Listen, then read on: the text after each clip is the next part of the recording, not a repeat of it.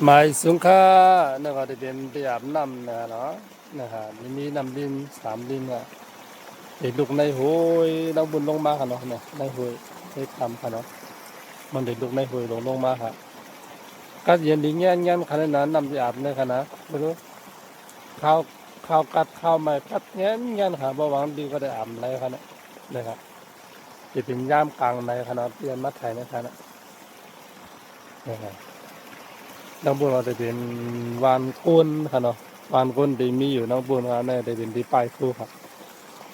แน่ครับโอ้โหทางดีนะกัดเย็นดีนะครับสภาวะวันนอกกันเมืองเขามันเด็ดลูกดังเหนือบุญลงมากันในหุยดังเหนือเขานะในหุยดังเหนือครับเป็นไรจอมเดี๋ยวสองนำลงมาครับกัดเย็นๆค่ะเนี่ย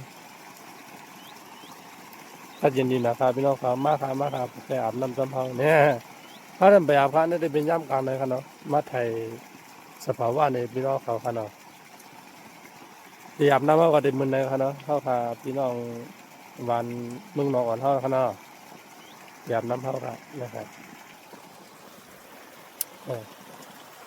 วิจัยแค่ทางนี้นะครับถ้าเย็นลีน้ำลิ้น3 ลิ้น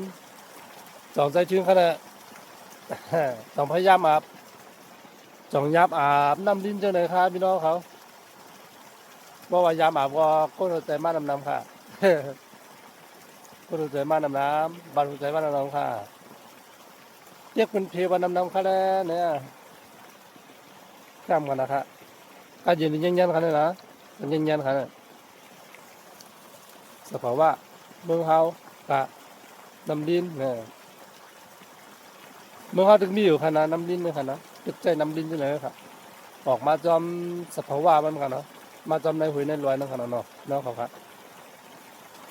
ยิงจ่องยินเสียงน้ำขนาดนั้นเสียงน้ำว่าซ่าๆนั่นขนาดเนาะกัดยันครับตอนนั้นแหละบ่ว่าเหรียญไม่ละเฮ้เนี่ยคำมาอาบน้ำแล้วผมเคยเป็นไรครับน้องเขากัดยันกัดหนาๆครับ